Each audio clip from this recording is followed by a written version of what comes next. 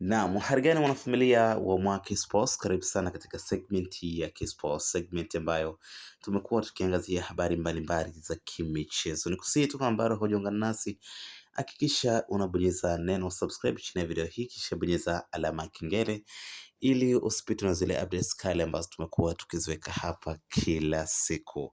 Kubwa zaidi ni kuangazia kiwango cha mchezaji mpya wa klabu ya soka ya Yanga, Bwana Depo ambaye amejiunga na klabu hiyo katika kipindi cha usajili wa dirisha dogo na amecheza takriban mechi 7, zikiwa mbili za tatu ligi ya mabingwa barani Africa CAF Champions League, lakini pia 4 zikiwa ni za ndani kwa maana ya ligi kuu Tanzania bara, NBC Premier League. Moja kati ya kiwango bora sana ambacho Young Africans wamebahatika kukisajili katika msimu wa dirisha dogo. Depu ndani ya mechi 7 ameweza kuscore magoli 5, lakini pia ameweza kuhusika katika goli lingine kwa maana ya assist moja, na vilevile ukiangalia shots on target anafikisha zaidi ya 10, na hii ikionyesha ni kwa namna gani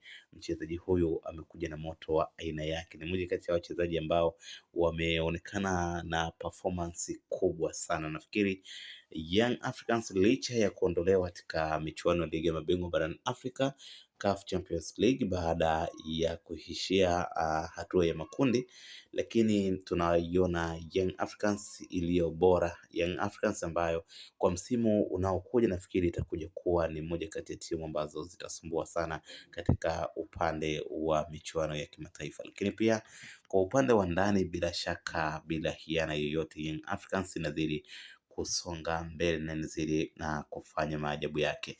Nafikiri mmoja kati ya mchezaji ambaye anatakiwa kuogopwa ama kuchungwa sana siku ya dabi ya Kariakoo ambayo inatarajiwa kupigwa kule visiwani Zanzibar katika uwanja wa Aman Complex ni Depu. Depu amekuwa ni mchezaji ambaye kwa kipindi kifupi tu ameonyesha makali yake, ameonyesha kuwa ni mchezaji wa kuogopwa, ni mchezaji ambaye anatakiwa macho ya defenders yote yahamie kwake na watengeneze mazingira ya kuweza kumdhibiti, kwa sababu amekuwa ni moja kati ya wachezaji wajanja sana.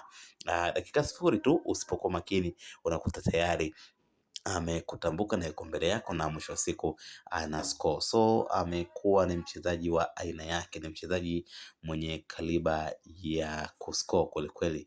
Nafikiri moja kati ya ingizo bora kuwahi kutokea ndani ya kikosi cha Dar es Salaam Young Africans. Tunasubiri pia kuona kiwango ambacho atakuja kukionyesha Buba Jammeh ambaye pia ni mchezaji wa mwisho kusajiliwa ndani ya dirisha dogo kujiunga na kikosi cha Dar es Salaam Young Africans. So Depo amekuwa ni mchezaji ambaye anatia matumaini. Nafikiri katika safu ya ushambuliaji Depo inawezekana akawa ni moja kati ya wachezaji ambao bila shaka yoyote anakwenda kuifanyia kazi 100%, kwa sababu ameonyesha uwezo mkubwa, ameonyesha ubora, ameonyesha ni nini kimemleta ndani ya kikosi cha Dar es Salaam Young Africans. Tusubiri kwa hamu siku ya tarehe 1 mwezi wa 3 2026 katika dabi ya Kariakoo, Young Africans akiwa anamkaribisha Simba Sports Club. Michezo 6 mfululizo Simba hakuambulia matokeo. Nini kinakwenda kutokea siku ya tarehe 1? Mimi na wewe hatujui, tuendelee kusubiri kwa hamu kushuhudia kile ambacho anaenda kukifanya Bwana Depu siku hiyo. Atascore ama atashindwa kufurukuta mbele ya defenders wa Simba Sports Club. Ni hayo tu, tuandikie maoni yako kwenye comment section. Usisahau kusubscribe, like na kushare video zetu.